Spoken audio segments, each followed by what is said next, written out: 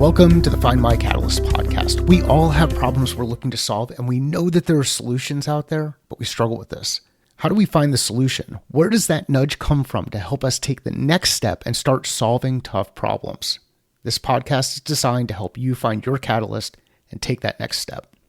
I'm Mike Simmons. I'm the founder of Catalyst Sale. This episode is brought to you by the Catalyst Sale Game Plan. It's our approach to goal setting and execution. Head to catalystsale.com/game for more information. My catalyst today is Ravi Rajani. Ravi and I met through the Pavilion community. He is a keynote speaker, master of story, and the host of the influential Communicator podcast. Let's get to the conversation. Ravi, it is awesome to see you. How are you doing? Brother, I'm a bit upset, and I'll tell you why. Because in the green room, you told me your age and the fact that you've got a 17-year-old and a 20-year-old, and you look that good. And I'm upset because I'm thinking I better look as good as you, man. when I'm your age, bro, so I want to know what you're eating, what you're drinking, how you're working out, your moisturizer. I want to know all that good stuff, man. So number one, no moisturizer. Number two. My workouts have been shit for the last bit, but usually they're pretty good. So I've been pretty good, and thank you. I've been pretty good at keeping myself in relatively good health. The last couple of years have been a little bit tough, but I think the big piece is get as much sleep as your body really needs, and that doesn't mean 8 hours or 10 hours or whatever. It's whatever it needs, whatever you operate well on. Do what you love. Yeah, so that the stress doesn't drive you absolutely nuts, and realize that this will all work out. Like no matter what the stress is related to the kids and the business and any of those other things, as long as you take the perspective of, hey, this will all work out, do what you love and take care of yourself, things tend to work out. To everybody listening in the audience, I've just got a daughter who's come into my life on September 2nd. So, the lack of sleep, man, is a real one. That lack of sleep is real. I get why they use sleep as a form of, sleep deprivation as a form of torture in some parts of the world and in some prisons or whatever it might be. But man, it's real. You know what I'm saying? So I get that on that sleep point. And, as you and I were talking about it in the green room, let's say, health truly is wealth. And I think we forget that in the pursuit of more until we start thinking about our bodies as the vehicle which is going to fuel us to our destination. I think it's easy to think about life like this. I'm going to make money. I'm going to, crush this, crush that, and then I'll relax. And I remember when I used to work in the world of investment banking, Mike, man, the amount of people who I saw who were financially successful, but spiritually, emotionally, and physically broke. Oh, I mean, it's a therapist's dream, like it was insane. So I really am a big believer on the stuff we were talking about optimizing yourself and life so you can optimize your business and your career. Why does this happen? Why do we fall into this trap of, hey, I'm just going to go work. And I remember like people used to talk about, oh, I'll rest when I die, or I'll rest when I'm in the grave, or whatever. Yeah. Why do we do this to ourselves? Life's a big question, man. Life's a big question. I think I can't speak for anybody else but my own experiences. And I can say that I think sometimes we are looking to fill a void in our lives through X. For somebody, it's getting in the best shape of their life so they can show all the people that they were bullied when they were kids that they're big and strong. For others, it's making all the money in the world to make up for the fact of X. And I don't know what it means for other people, but I think what this means to them rather. But I think what's interesting to think about is, where do you pull the bulk of your confidence from?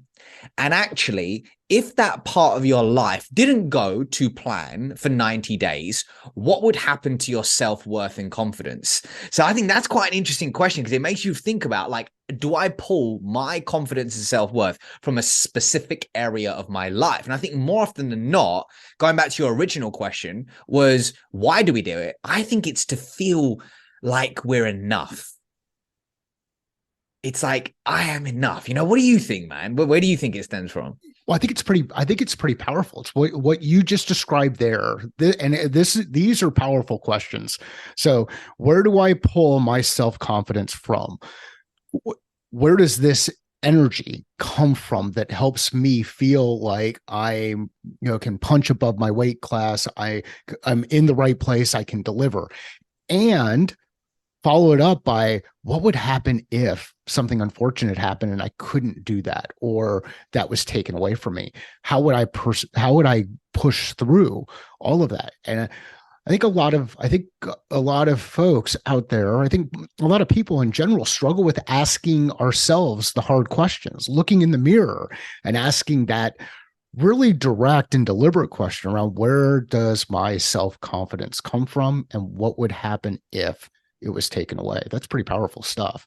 Yeah, bro. And, I was talking to my coach about this, and we were just having a conversation around, like, what do we tie our value to?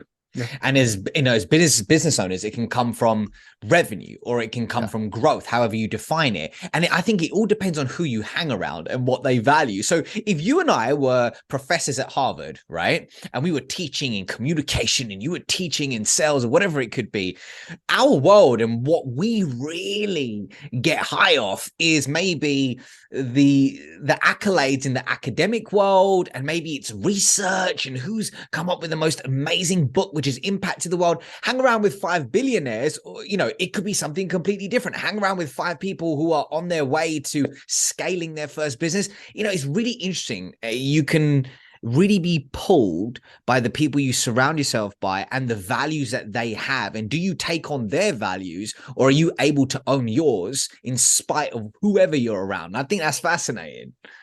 And how does that change over time? Because yeah, I bet you would never have appreciated what it feels like to see your daughter smile until the first time you saw her smile. No, bro. It's so funny. Like last night, I was changing her nappy. It was like about midnight, and she was half fed, and she's smiling at me. And I'm like, "Don't make eye contact because you need to go to bed, right?" But I was secretly loving it. I was like, "I want to just continue making her smile because this is hilarious." But to my detriment, because she took a lot longer to settle. But now I've seen these different parts of my life of what could be. It shifted my perspective, and as a man, I now think, okay, like, what is success looking like for me in this season of my life? And I think we're always moving into different seasons, and we're allowed to evolve. We're allowed to evolve. So let's talk about the stories that we tell ourselves. So where do these stories come from? Brother, I mean, they come from, in my opinion, our experiences. They come from our environment. They come from a host of places. But let me take it to a host of stories that I normally hear salespeople tell themselves. And it's funny. I've spoken and taught many salespeople, spoken with and taught many salespeople who say things like, I'm monotone, I'm a boring presenter, I'm not a natural born storyteller, I'm an introvert, not an extrovert. And really what's funny is these are stories that they have been telling themselves and finding information to consistently reinforce it, to ultimately get them to focus on exactly what they're doing and prevent them from changing the narrative. So the way I like to think about it is, if we want to shift the story that we tell ourselves, there's a process, right? We need to figure out, okay, what is the story that we're telling ourselves? So the identification piece is hard because we actually have to do the inner work and look yourself in the mirror and ask ourselves the difficult questions that we spoke about. So let's say if a seller does that and they pluck out the story which says, I am an introvert. Introverts aren't good storytellers. And by the way, I do not believe that. I think they're some of the best in the world. But some people do believe that. So, okay, the question is if somebody believes they're an introvert and they believe that they're not a good storyteller, the second part is figuring out, is this statement true? So the goal is to find even 1% instability in this belief. Okay. So the goal is to find evidence for a time where somebody come up to you and be like, man, you are a magnetic storyteller. You're incredible. When you did that, when you spoke about X, it really made me feel Y, right? So can we find some evidence to create a crack in that belief? And the goal is to consistently try and look for evidence to find that 1% instability so we can say, actually, this might not be true, right? Then step number 3 is what belief do we want to really adopt as a result? So it could be, instead of I'm an introvert, I don't believe introverts are good storytellers or whatever. It could be, I'm an introvert, and as a result, that makes me an incredible storyteller. And by the way, some people might label themselves as introverts, but that's another story that they're telling themselves. They might not be, right? So the goal is, okay, we now understand this new story we want to tell ourselves. Step number 4, right, is finding new evidence, right? Finding new evidence to support this new belief. Okay. Now, finding new evidence comes from taking action in the next 24 hours to create supportive evidence. So it could be telling your boss, hey, I'm going to do a presentation tomorrow for 5 minutes on X because I really think this will be valuable for the team. Putting yourself in that scenario, doing the prep and asking for feedback, collating the evidence which is going to reinforce this new belief. And then the final step is consistently building on that. So you build enough supporting evidence that it weakens the narrative that you were telling yourself before. And as a result, this starts to replace the story, that the negative story, with a more positive one. And by the way, I don't like the word negative, more like a story that wasn't serving you to now replacing it with a story that is. So I'll come up for breath here, man. But what do you think? I think this is pretty powerful stuff. And as you go through it, there are a couple things I really like. I like the process of a journey that you're walking us through. There's a current state, real or fabricated. Then this view of being able to say, okay, here is why that current state is not really true. There's some kind of something there that would indicate that the current state, this self-belief, this view of the world that we have is not true. Then there's a shift to what's next. What's this vision of the future that is real? And then you hit on a key component, which is we now need to act so that we can get some evidence to demonstrate that that vision of the future actually is real. And it might not be as perfect as we envision it, but we can get there. And I think what a lot of folks struggle with, and what you just helped folks do who are struggling with any of these things, like I'm not creative is a big one that I'll hear out there, is you've given them a bit of a process if we're out here in the States, but a process that we can apply to help work through. So that's what I think. And now I can't wait to hear what's next. Well, man, for me, it's a constant game is the wrong word, but I think, look, I'm at this new phase in my life where I've become a father, and I'm really thinking about the new identity that I want to shift into, and the behaviors, mindset, and characteristic traits of Ravi, that new Ravi, and how I can ensure that my behaviors are in accordance with that new human being. So let's say if you've got a decision that you're trying to make, I'm trying to make. The question isn't what does Ravi, the current human being, think of it and how would they handle it. It is like, I immediately think, okay, so this Ravi that I want to step into, this new version, how would they handle this decision? And it's like challenging yourself to try and make decisions from that human being, because as a result, you start to move closer to that new identity. So that's something like I'm actively thinking about right now and working through myself. Where do you give yourself the space to work through that stuff? Like what's that look like for you? How do you create the kind of this environment to work through some of these, what a lot of people would say are really hard questions that require a lot of reflection, a lot of thinking, and a lot of design? Where do you give yourself the space to do that? Well, I'll tell you right now, one of the things is I'm working with a great coach. Yeah.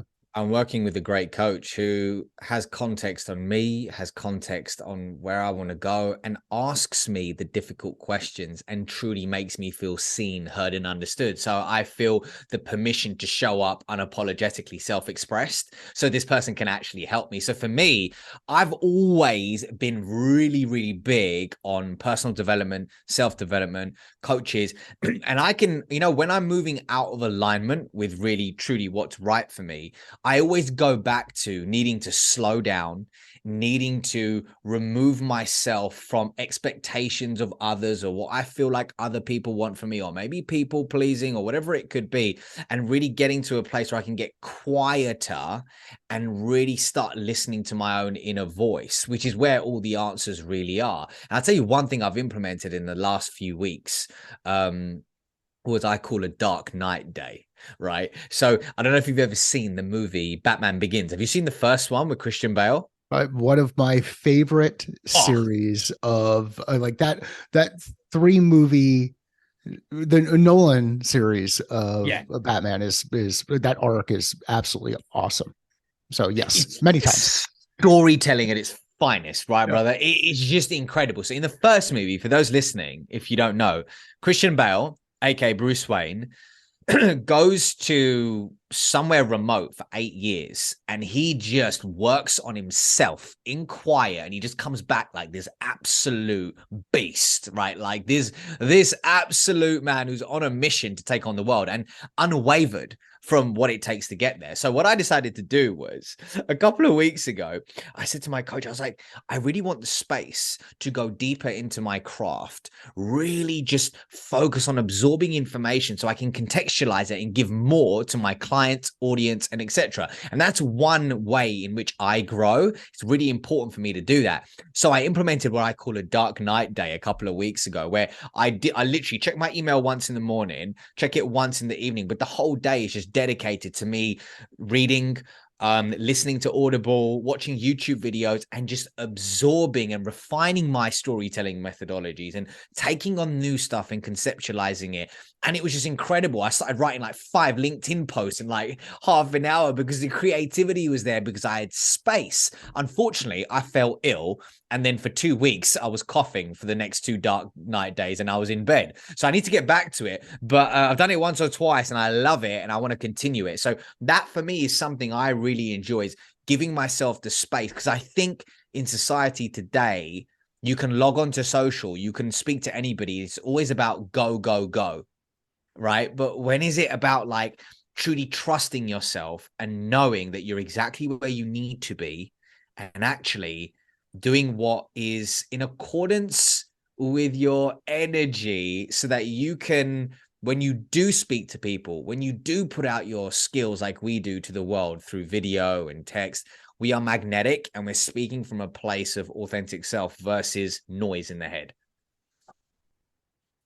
And there's a really powerful thing that you can do here when you create that space. One, it gives you it gives you this freedom to start to create and not react. But I I didn't realize this for myself until a number of years ago. We would go on vacation and I would constantly work through vacation. Now I realized that I was working through vacation.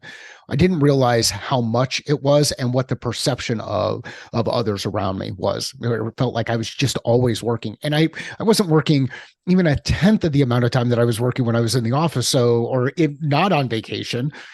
So I didn't believe that I was in this trap. I thought I was just kind of checking things. Well, we went on a cruise. And back then, it was really hard to get Wi Fi, or really expensive to get Wi Fi on a cruise. So I was completely disconnected from the world for a 7 day period. And it took a little bit of time to go through I'm disconnected and now I'm separating, and then I've got space, and then you relax, and then all of a sudden you come back better person. So you can go through these really quick journeys, whether it's a dark night day or it's a dark night 8 years or it's a 7 day cruise or whatever. But one of the things that and we kept doing family cruises after that because the kids liked that I was hanging out and not stuck on my phone and doing all of the work stuff. I didn't have the laptop open. But what we forget is we can always put our phone on airplane mode. We can put this thing on airplane mode and disconnect from a period for a period of time and give ourselves the space that Ravi is talking about, whether it's a day, a week, a month, or even a year, not to go all friends on everybody, but yeah, so you could go through this. Ravi's nonverbal. For those who are just listening to the audio, he thought I was actually going to start singing, and that was not going to happen. But we can create this space where we shut down. How do you create that? How do you know when you're out of alignment? What's the thing on your side where you say, hey, you know what? I'm out of things aren't kind of going this way. I need a dark night day. Yeah, I love that, bro. And before I do answer that, that holiday thing, that speaks to me so much. I was on my honeymoon earlier this year. I was in the Bahamas and I took some time to literally try and disconnect. And the moment I did, it was so hard to begin with, man. Like the anxiety of like wanting to look at my phone and be switched on because I was like, I need to be productive. I need to be like, da, da, da. And it was just so nice when I actually took the time to switch off. And it was really hard at the beginning, but I started to get a better vision for where I wanted to go. It started to become more vivid and I came back so energized. So one of the things I'm actually doing is this Christmas, I'm taking some time to truly disconnect. And I haven't done that in a long time. So I really want to do that because a buddy of mine, actually, I don't know if I don't think it was he. I don't know if he told me. I don't know where I heard it. It might have been him. But regardless, it's about the idea that your children aren't looking for how much money you've made or how many stages you've spoken on or how many books you saw, whatever. They just care about you being present, right? And that really impacted me because I was thinking, man, like that is truly all those around you. That's what they really, really want. Yet sometimes we end up focusing on things that don't really matter and sacrificing the people that matter. And I feel like it's a tough thing, man. I think everybody can relate to that. I haven't spoken to one person in our space who doesn't struggle with often that guilt. So I'm actively working on that, brother. What do I do? What's the telltale signs? The telltale signs for me are noisy mind, inaction or indecisiveness, and a veering away from the vision or strategy. So, and that could mean like blueprint of me personally, whatever it could be. So for example, when I work out, when I do like breath work stuff, when I like take the time to meditate and all that, things are just better. Right. But then there comes a point where things are good and you forget to do what makes you good. Right. So you revert back to like, whatever it could be. And I think the telltale signs for me is exactly that, is when I start veering away from doing the things that made me great in the first place. So that's for me, man. What about you? Like, what's your signals for, Mike, pull it back, brother, pull it back? I suck at this. Like this is an area where I struggle because I can get my engine just revving so high that I get lost in the work that I'm doing that I don't realize I need to pull back. So this is something I'm continuing to work on, is be aware of the signals. And the key question I'm asking today is, does this bring me energy? Yes or no? And then the other one is, does it suck the energy out of me? Yes or no? If it sucks the energy out of me or doesn't bring me energy, then I don't want to be doing it. Like I want to do the things that bring me energy, where I walk out of the conversation and say, that was the most awesome period. That was the best thing to do at that time with that person for that period of time. And I'm energized and excited about going forward. So for me, it's an energy question. And does it fill the tank up, or does it suck it dry? And sometimes there are things you've got to do that will suck it dry. And if it's sucking it dry, then my next thing to do there is look at it and say, who do I know that really likes doing those things that suck the life out of me? And how can I get them involved in taking care of those? Because everybody's wave is different. Some waves are the inverse of our waves, and if you can find someone who is the inverse of your wave, they together you can create power that can't be stopped, because now you're always doing work that brings the two of you or the group of you or the team of you energy. So for me, it's a question around energy, and that, does it pump me up or does it suck the life out of me? Do you have like friends that you can talk to about this stuff, like on this conscious level? Or do you find that as you've grown, it's been trickier because you've not outgrown friendships, but maybe you've gone down different paths, and maybe outgrown is the right word. Like, do you have people that you talk to about this stuff, or is it just you? Like, tell me about that. Yeah. So, yes. And I have people that I talk to about different things. So I have different Yeah. people. And I know I mentioned the Marion Bright thing earlier. I did one on the Diamond Dogs, which was this kind of board of advisors that happens inside Ted Lasso's group. And how do you find your board of advisors? Well, your board of advisors is going to change depending on the different things that you're working on. My board of advisors, when it comes to playing the game of golf, is a bit different than my board of advisors when it comes to finding opportunities to expand the way that I'm going about doing the business versus the ones that I talk to when it comes to how did you handle some of these struggles with kids? Because we all deal with different struggles with kids, and there's no instruction manual. I don't know. Ravi, did your daughter come out with an instruction manual? Was there like a book that came out that said, here, this is what you should do with me and how you should do it and all of that kind of stuff? Did you get one of those?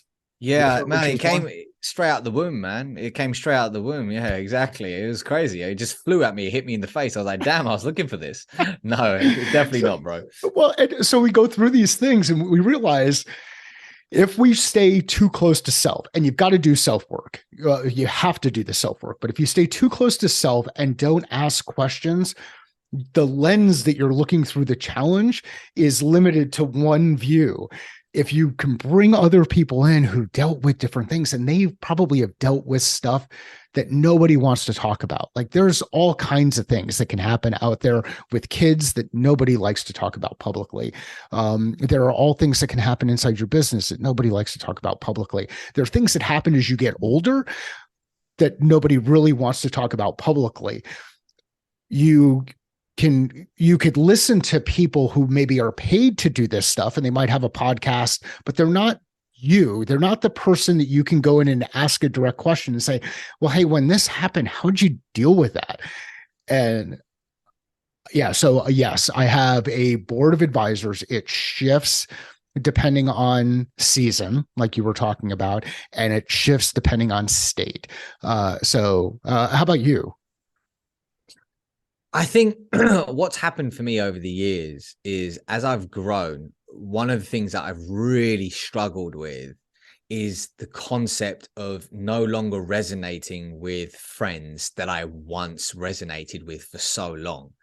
And I had so much guilt around that, man. Like, it was really difficult because I was like, why do I feel this way? Wouldn't it be easier if I was just going down a traditional path? And what started to happen was, because we were just growing differently. Yeah.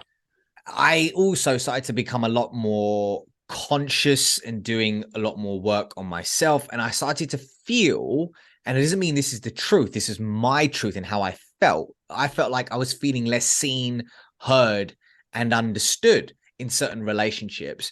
So what started to happen was this organically started to create distance. And I think what ended up happening was I was like, okay, like, who are the relationships now that I want to surround myself by? And I think I've been on this journey for the past few years, and I've really started to feel it accelerating, especially over the past year, where I've started to move into meeting new people, especially from LinkedIn, brother, especially from LinkedIn. And especially since the pandemic, because this new online world that we live in, people who are aligned with the current version of me, the season that I'm in. And it's just incredible, dude. But like you said, I go to different people for different things. And I think that's a good thing because I have blind spots in my life where I can look for people who have already been through that, but not who are 10 steps ahead of me, where there's a disconnect, but maybe two or three. And I think what I was speaking to somebody about this yesterday, and she was saying it's always great to have somebody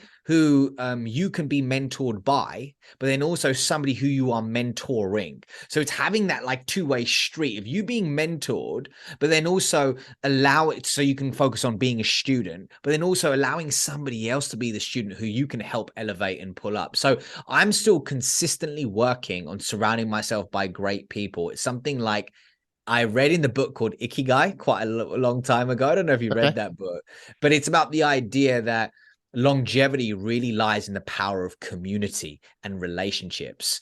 And if you look at in certain cultures, the value that they place on family, friendships, and relationships is so high, they end up living longer. So for me, I'm on this never-ending journey to keep connecting with people who I resonate with, and I'm not done yet. I'm not done yet. But it's been a battle for me, man. Well, and you announced another piece of that journey recently. I saw that you and Dale are going on the road together as like the dynamic duo of sales kickoff stuff. Yeah. So how and I'll include a link to the post Yeah. where you shared that. Yeah. How do you think about collaborating with others in public? I think there's different types of collaboration. For example, you and I are collaborating right now Yeah. on a podcast. And then there's, for example, things like let's look at Surf and Sales, right? Yep. Richard Harris and Scott Lees, where they are business partners on a specific venture. I think there's different levels to collaboration. And I think as relationships develop, the ability to collaborate more on bigger projects, etc., that happens. But for me, it's I just boil it down to energy, man. Like, does this person have great energy? Do I feel like it's being reciprocated? Does it feel like psychologically safe to be me and who I really am in this specific moment? And does it feel good, man? Like, I think that's how I look at it. And I think more often than not, we can take this back to dating, right?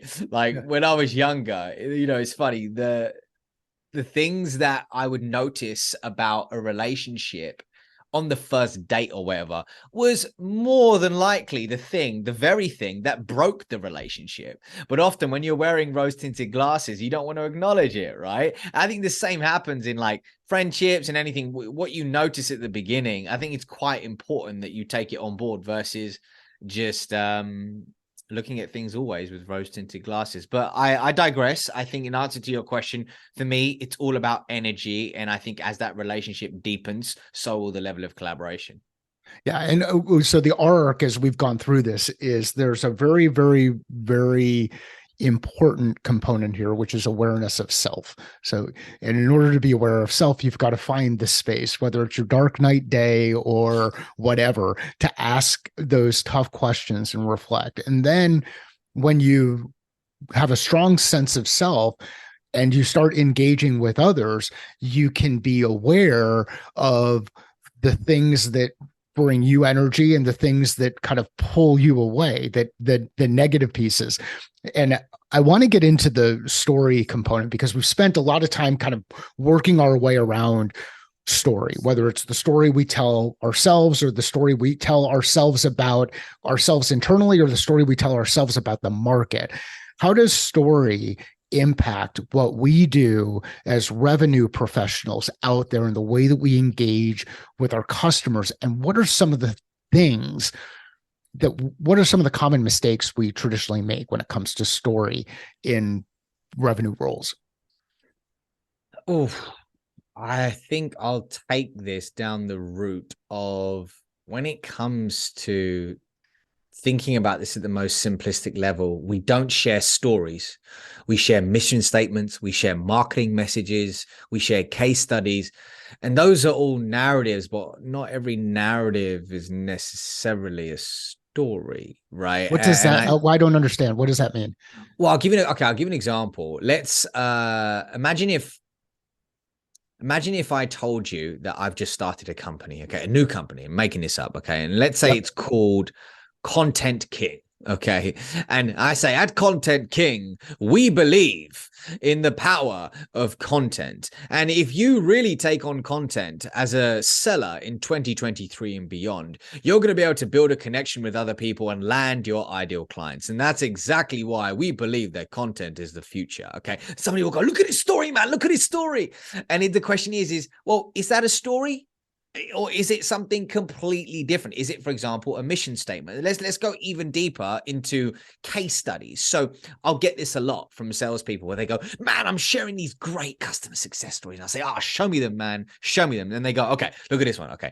So we helped Cisco do da da da da. And straight away, you look at it and you're like, is Cisco a human being? Or is it a company? Now, people buy from people. So where is the main character? Where is the emotion? Where is the arc? Where is the attention grabber at the beginning? Where is the villain? Where are we nurturing trust? Where's there a call to action? So there's certain ingredients that go into, in my opinion, an impactful sales story. But the way I think about it when it comes to case studies and customer success stories, I don't know if you've ever been to the mall, okay, and somebody's come up to you and they said, hello, good sir, would you like a cookie? And you're like, Nobody has ever called me good sir, but okay, thank you. hello, good sir. We're in Britain now, okay? So nobody's actually ever said that to me in Britain either, but in the UK. But anyway, I digress. So somebody says, hey, man, would you like a cookie? How's that sound, right? Perfect. So you're like, I don't know, man. The parking meter's running. I gotta go to Walmart or wherever. I need to go pick this stuff. Okay, fine. I'll have a bite. You have a bite. And you're like, snap, where's the rest of the cookies at? Right? Because you've had this taste and you're like, this tastes good, man. So then you go into the store and you're looking at the pamphlet or the brochure and you're like, oh, it's gluten-free. Here's the price list. Here's the different flavors. Here's how much a box is. Here's how it was made. That is the case study. But the sample is the emotional customer success story. So for me, that is like, I suppose, an analogy to explain the differences between a case study and a customer success story. And like, for example, Mark, let's take it even another level. If somebody tells you, want to transform your child from a renter into a homeowner, ? Then click the button below to learn more about X. That is not a story in my books, right? That's a marketing message. And I think what we really got to think about is the differences between the mission statements, the case studies, and the marketing messages and the story. And I'm happy to walk you through the 5 ingredients, but what do you think, man? Do you see what I mean when it comes to those differences? I do see what you mean. And now I'm interested in knowing the 5 ingredients. What are they? Okay. Well, there's a famous quote from a dude called Ralph Emerson, and he once said that the creation of 1,000 forests lies in one acorn. And man, I actually believe that the creation of 1,000 relationships is in one story. So I've developed something called the ACORN checklist. Now, the ACORN checklist is an acronym for the 5 key ingredients for a sales story. So A stands for attention grabbing. Okay, of the ACORN checklist, A stands for attention grabbing. Here's what I mean. Okay, have you ever been to a presentation where somebody says, thank you so much for your time. My name is Jimmy Smith of Cisco. And after 20 years, no one cares. Okay, because what's just happened is you've taught the audience, I know exactly how the remainder of this presentation is going to go. I'm now going to switch off. So imagine if you started it with, can I tell you a secret? Everyone's like, what the hell? That's a hook, right? So think about a way you can really capture people's attention effectively through an attention grabber, because you need a pattern interrupt, okay? You need a pattern interrupt. So C of the ACORN checklist stands for contain a relatable main character. Your story should contain a relatable main character. So for example, a lot of salespeople will share, let's say, a customer success story. There's several stories you can share, but a customer success story is one that's quite popular. And somebody may say, we helped Microsoft. Okay, that's one way of looking at it. Or we helped Mike Simmons, who's the SVP of sales at Microsoft, who's based in San Francisco with his 2 kids, 2 dogs, and wife. right? All of a sudden, you are really thinking about the human being behind the company. Like if you think about the layoffs that are going on in the world at the moment, right? 11,000 people laid off at Meta is sad. But Julie Smith, mother of two, sole income was focused on her job with Meta, right? That was how she took care of her family. Now that's gone. And she's 3 months away from losing her home. All of a sudden, you're buying into the human being, right? 11,000 may have the magnitude, but it doesn't have the connection, right? So really think about the human being in the story. And does that human being have the same DNA to the person you're trying to connect with? Because people want to know who's somebody just like me who's gone from pain to glory with this person, right?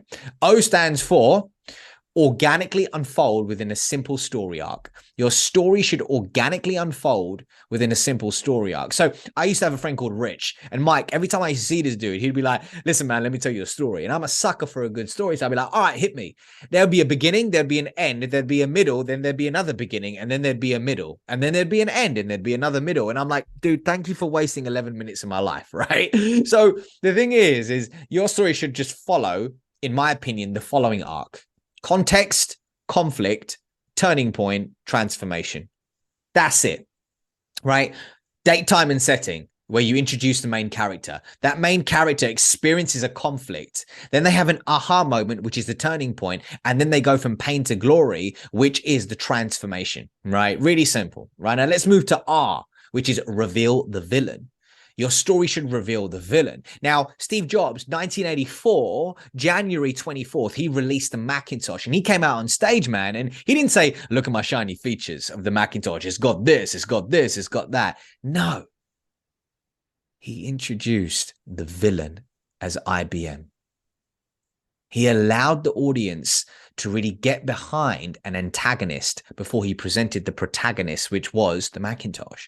So really think about it. How are you educating your audience on the problem and helping them uncover their $1 million problem? Not the pain. I'm talking about the underlying root cause through your story. And then we've got N, right? Which is nurture trust. Your stories should nurture trust. So if I met you for the first time, right? And I give you my elevator story because you asked me what I do. And at the end, I say, would you like to book a discovery call? You're like, whoa, homie, I just met you, right? It's been 45 seconds. Chill. So instead, what I could do is think about the buying experience. And as a result, I ask you a high impact question, which is designed to elicit a response.